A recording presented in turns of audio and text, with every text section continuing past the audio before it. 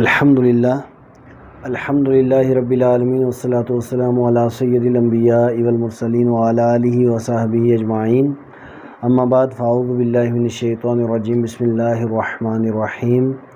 قد جاءکم من اللہ نور، آمنت باللہ، صدق اللہ مولانا العظیم۔ اللہم صلی وسلم علی سیدنا و حبیبنا و شفیعنا و مولانا و ماونا و ملجنا محمد مبارک وسلم، صلاۃ و سلام علیک یا سیدی یا رسول اللہ صلی اللہ تعالی علیہ وآلہ وسلم۔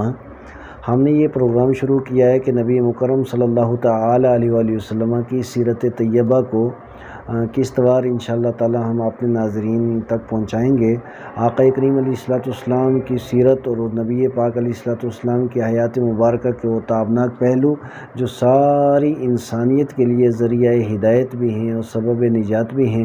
اور آقا کریم علیہ الصلوۃ والسلام کی ذات مقدسہ ہی وہ ذات ہے کہ جن کی اتباع، جن کی پیروی اور جن کی تعلیمات کے اندر ساری انسانیت کی فلاح بھی ہے، بقا بھی ہے، حفاظت بھی ہے، تعمیر بھی ہے، ترقی بھی ہے، اور آخرت بھی بہتر ہو اور دنیا بھی بہتر ہو۔ تو نبی مکرم صلی اللہ تعالی علیہ وآلہ وسلم کی حیات مبارکہ کے وہ تابناک پہلو ہم آپ حضرات کے سامنے انشاءاللہ تعالی سلسلہ وار رکھیں گے۔ سیرت مصطفیٰ صلی اللہ تعالی علیہ وآلہ وسلم سمجھنے کے لیے چند بنیادی چیزوں کا علم ضروری ہے۔ بہت سے اصحاب سیر نے جو تعریف کی ہے کہ سیرت ہے کیا، تو بعض حضرات نے نبی پاک علیہ الصلوۃ والسلام کے غزوات اور مغازی وغیرہ، اور آقا کریم علیہ الصلوۃ والسلام نے جو اسلام کی ترویج و اشاعت کے لیے سعی اور قد و کاوش کی ہے اس کو سیرت قرار دیا ہے۔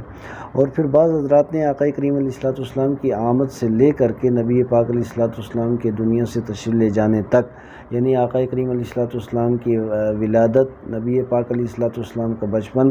آقا کریم علیہ الصلوۃ والسلام کا شہر مکہ کے اندر صادق اور امین بن کر کے زندگی کے ایام گزارنا، اور پھر آقا کریم علیہ الصلوۃ والسلام کے اعلان نبوت، اور پھر ہجرت کرنا اور مدینہ منورہ کے اندر جانا اور اسلامی ریاست قائم کرنا، اس سب کو سیرت ہی کے مختلف ابواب کے اندر تقسیم کیا گیا ہے۔ اور نبی مکرم صلی اللہ تعالی علیہ وآلہ وسلم کی سیرت کے تعلق سے اور نبی پاک علیہ الصلوۃ والسلام کی حیات مبارکہ اور حضور علیہ الصلوۃ والسلام کی ذات مبارکہ کو سمجھنے سے پہلے کچھ یہ چیزیں بھی ضروری ہیں کہ آقا کریم علیہ الصلوۃ والسلام کی آمد سے پہلے ساری دنیا کے حالات کیا تھے۔ تو اس زمانے کی جو مشہور تہذیبیں تھیں اور جو مشہور ممالک اور مشہور جو بادشاہیں اور سلطنتیں تھیں، جیسے ایران ہے، روم ہے، مصر ہے، اور اسی طریقے سے ہندوستان ہے، اور مختلف یہ ریاستیں اور مختلف سلطنتیں تھیں، لیکن پوری دنیا کی جو حالت تھی وہ بہت ہی ناگفتہ بے تھی۔ آپ ایران کے اندر دیکھ لیں کہ ایران کی مذہبی حالت کا عالم یہ ہے کہ وہاں بھی بت پرستی عام تھی، اور پھر معاشرے اور سماج کا عالم یہ تھا کہ وہاں حقیقی بہن کے ساتھ نکاح لوگ کرنے میں فخر محسوس کرتے تھے، اور اس طریقے سے وہاں جو غریب تھے ان کو بہت زیادہ دبایا ہوا تھا، اور وہاں بھی عورتوں کے اوپر بہت زیادہ ظلم و ستم ہوتا تھا۔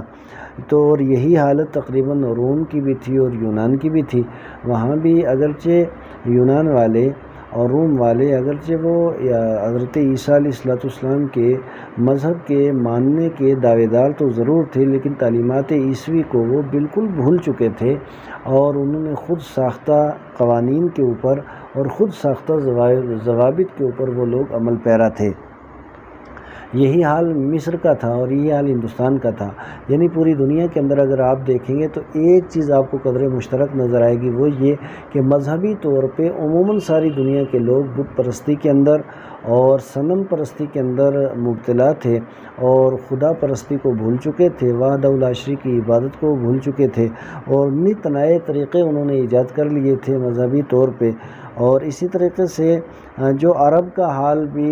تھا تو بہت زیادہ برا تھا کہ وہاں بھی خانہ کعبہ کے اندر صنم رکھے ہوئے تھے، خانہ کعبہ کی چھت کے اوپر، خانہ کعبہ کے صحن میں، صفا کے اوپر، مروہ کے اوپر، مینا کے اندر، مزدلفہ کے اندر، عرفات کے اندر،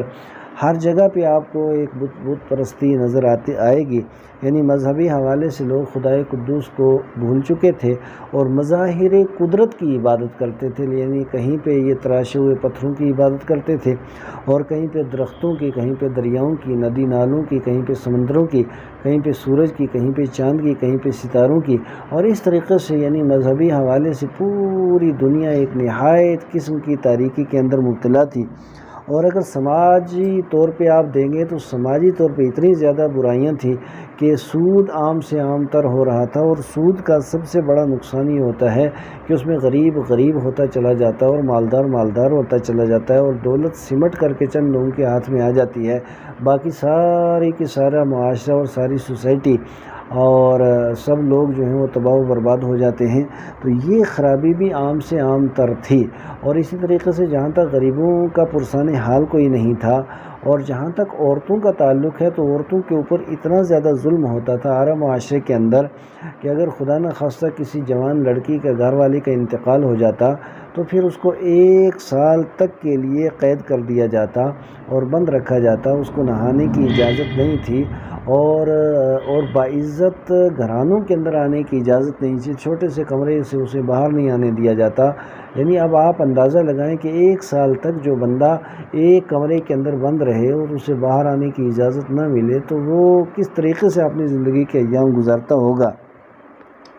اس طریقے سے جب 1 سال کے بعد اسے باہر لایا جاتا تو پھر وہ اونٹ کے اوپر سوار کیا جاتا اور پورے شہر کے اندر گھمایا جاتا، اور پھر وہ ایک طرح کی اس کی اتنی زیادہ ذلت، اتنی زیادہ تذلیل ہوتی اور یہ اعلان کیا جاتا کہ اس کی وجہ سے اس کے گھر والے کا انتقال ہوا۔ اور پھر جس ملک کے اندر ہم رہتے ہیں یہاں کا حال یہ تھا کہ اگر کسی عورت کے شوہر کا انتقال ہو جاتا تو پھر اس زندہ عورت کو اس کے ساتھ جلنے کے اوپر مجبور کر دیا جاتا۔ اور اسی طریقے سے کئی علاقوں کے اندر یہ تھا کہ وہاں بچیوں کو زندہ زمین کے اندر گاڑ دیا جاتا، اور کئی جگہ بچیوں کو بڑے بڑے پہاڑوں سے نیچے پھینک دیا جاتا۔ یعنی آپ دیکھیں گے کہ ایک بچی جس وقت جلتی ہوگی تو اس کے دل کی آہ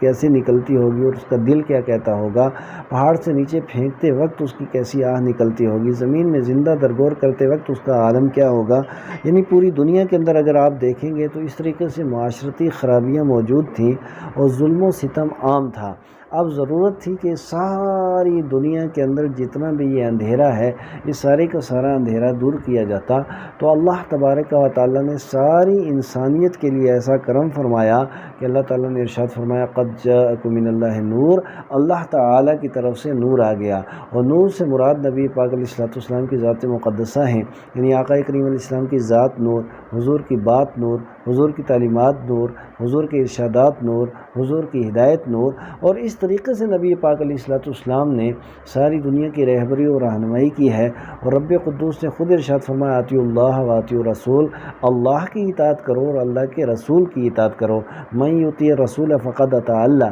جس نے نبی پاک علیہ السلام کی اطاعت کی اس نے خدائے قدوس کی اطاعت اور خدائے قدوس کی فرما برداری کی۔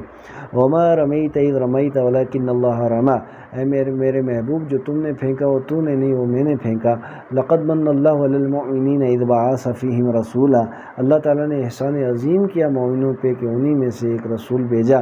اور شان اور عظمت والے رسول یعنی وہ نبی مکرم صلی اللہ تعالی علیہ وآلہ وسلم جس وقت تشریف لائے، اور تشریف لانے کے بعد دنیا کا نظام بدل کر کے رکھ دیا۔ انشاءاللہ تعالیٰ سلسلہ وار نبی پاک علیہ السلام کی آمد کس طریقے سے ہوئی انشاءاللہ تعالیٰ آئندہ قسط میں آپ کو بتائیں گے۔